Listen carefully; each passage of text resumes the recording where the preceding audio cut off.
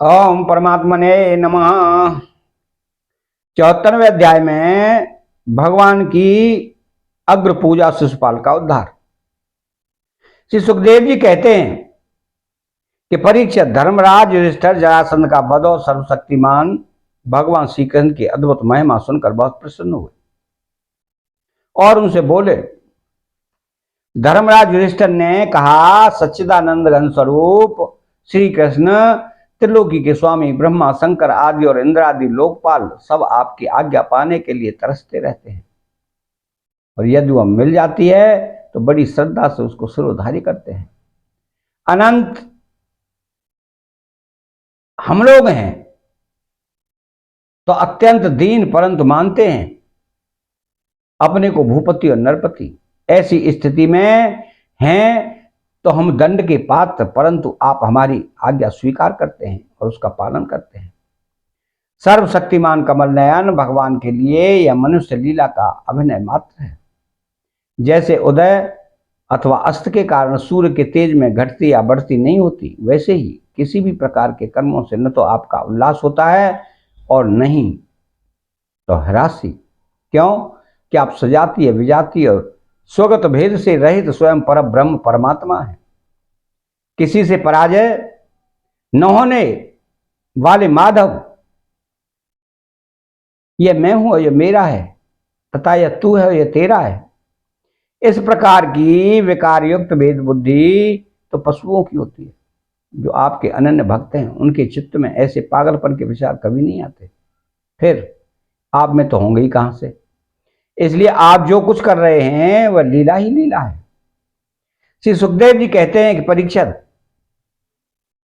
इस प्रकार कहकर धर्मराज युधिष्ठिर ने भगवान श्री कृष्ण की अनुमति से यज्ञ के योग्य समय आने पर यज्ञ के कर्मों में निपुण वेदवाणी ब्राह्मणों को ये ऋत्विज, आचार्य आदि के रूप में वर्ण किया।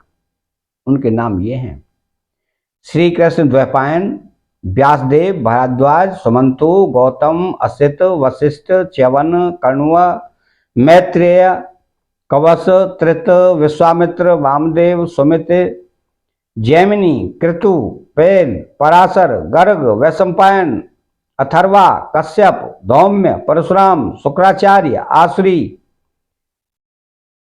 बीतिहोत्र, मधुक्षंदा, वीरसेन और अकृतवर्ण। इनके अतिरिक्त धर्मराज ने द्रोणाचार्य, पितामह भीष्म, कृपाचार्य, धृतराष्ट्र और उनके दुर्योधन आदि पुत्रों और महामती विदुर आदि को भी बुलवाया। राजन, राजसूय यज्ञ का दर्शन करने के लिए देश के सब राजा, उनके मंत्री तथा कर्मचारी, ब्राह्मण, क्षत्रिय, वैश्य, शूद्र सब के सब वहां आए। इसके बाद ऋत्विज ब्राह्मणों ने सोने के हलों से यज्ञ भूमि को जुतवाकर राजा युधिष्ठिर को शास्त्र अनुसार यज्ञ की दीक्षा दी। प्राचीन काल में जैसे वरुण देव के यज्ञ में सबके सब यज्ञ पात्र सोने के बने हुए थे, वैसे ही युधिष्ठिर के यज्ञ में भी थे। पांडुनंदन महाराज युधिष्ठिर के यज्ञ में निमंत्रण पाकर ब्रह्मा जी, शंकर जी, इंद्र आदि लोकपाल अपने गणों के साथ सिद्ध और गंधर्व, विद्याधर, नाग, मुनि, यक्ष, राक्षस, पक्षी, किन्नर, चारण, बड़े बड़े राजा और रानियां, ये सभी उपस्थित हुए। सबने बिना किसी प्रकार के कुतूहल के यह बात मान ली कि राजसूय यज्ञ करना युधिष्ठिर के योग्य ही है। क्यों कि भगवान श्री कृष्ण के भक्त के लिए ऐसा करना कोई बहुत बड़ी बात नहीं है। उस समय देवताओं के समान तेजस्वी याजकों ने धर्मराज युधिष्ठिर से विधि पूर्वक राजसूय यज्ञ कराया, ठीक वैसे ही जैसे पूर्व काल में देवताओं ने वरुण से करवाया था। सोमलता से रस निकालने के दिन महाराज युधिष्ठिर ने अपने परम भाग्यवान याजकों और यज्ञ कर्म की बोलचूक का निरीक्षण करने वाले सस्पतियों का बड़ी सावधानी से विधि पूर्वक पूजन किया। अब सभासद लोग इस विषय पर विचार करने लगे कि सदस्यों में सबसे पहले किसकी पूजा, अग्र पूजा होनी चाहिए। जितनी मति उतने मत, इसलिए सर्वसम्मति से कोई निर्णय न हो सका। ऐसी स्थिति में सहदेव ने कहा कि यदुवंश शिरोमणि भक्तवत्सल भगवान श्री कृष्ण ही सदस्यों में सर्वश्रेष्ठ और अग्र पूजा के पात्र हैं, और यही समस्त देवताओं के रूप में है, और देश, काल, धन आदि जितनी भी वस्तुएं हैं उन सब के रूप में भी यही है। यह सारा विश्व श्री कृष्ण जी का ही रूप है। समस्त यज्ञ भी श्री कृष्ण स्वरूप ही है। भगवान श्री कृष्ण ने अग्नि, आहुति और मंत्रों के रूप में है। ज्ञान मार्ग और कर्म मार्ग, ये दोनों भी श्री कृष्ण की प्राप्ति के ही हेतु हैं। सभासदों, मैं कहां तक वर्णन करूं? भगवान श्री कृष्ण वह एक रस अद्वितीय ब्रह्म है, जिसमें सजातीय, विजातीय और स्वगत भेद नाम मात्र का भी नहीं है। यह संपूर्ण जगत उन्हीं का स्वरूप है। वे अपने आप में ही स्थित और जन्म, अस्तित्व, बुद्धि आदि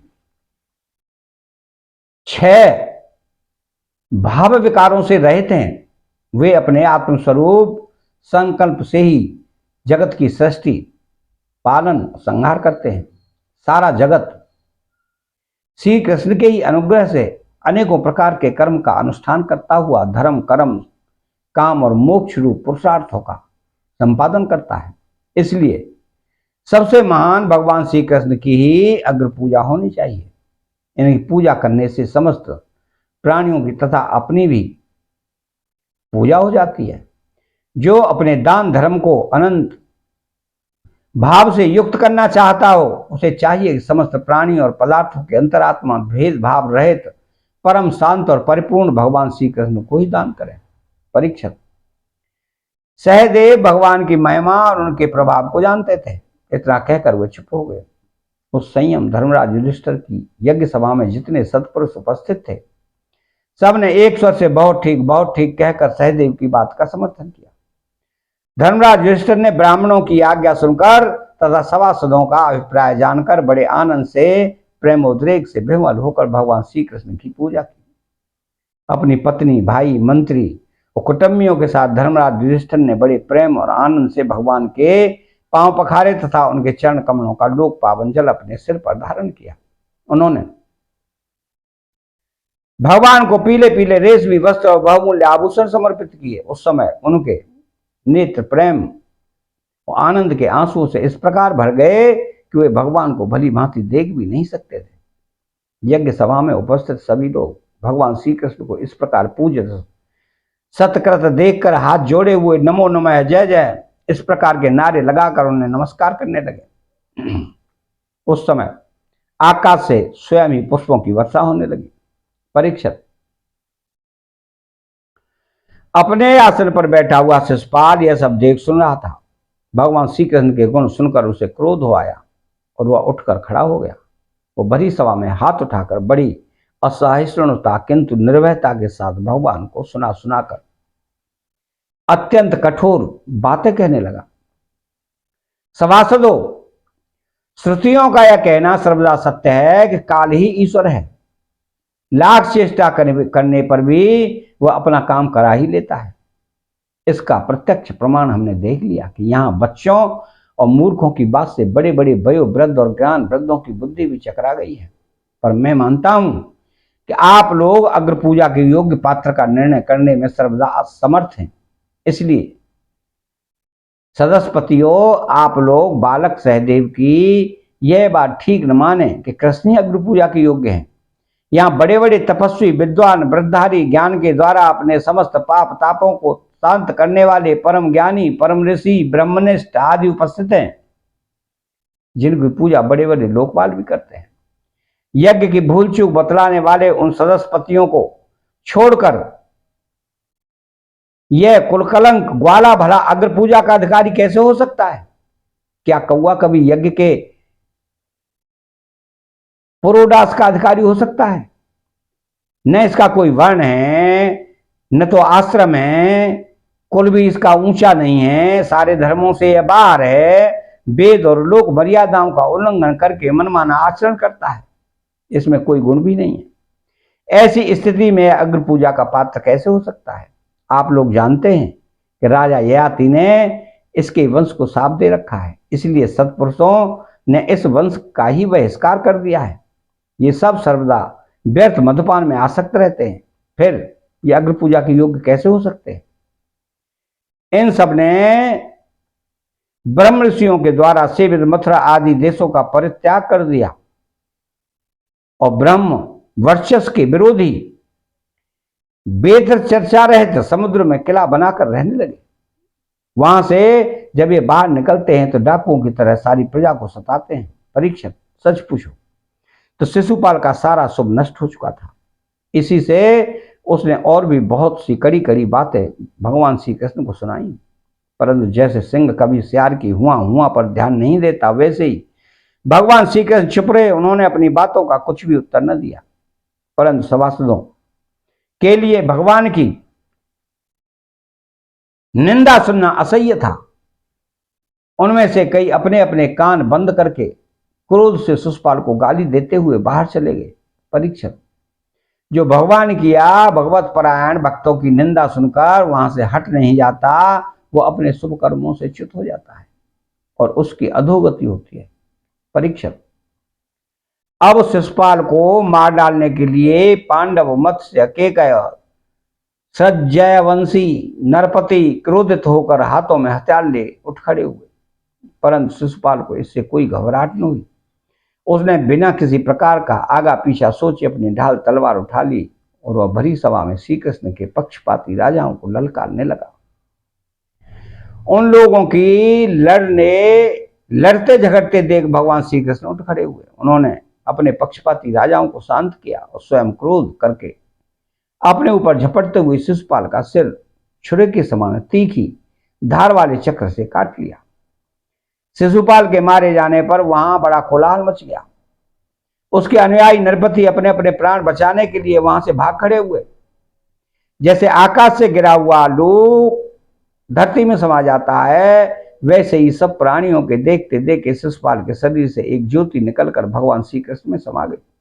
परीक्षित, शिशुपाल के अंतःकरण में लगातार 3 जन्म से वैर भाव की अभिवृद्धि हो रही थी और इस प्रकार वैर भाव से ही सही ध्यान करते करते वह तन्मय हो गया, वो पार्षद हो गया।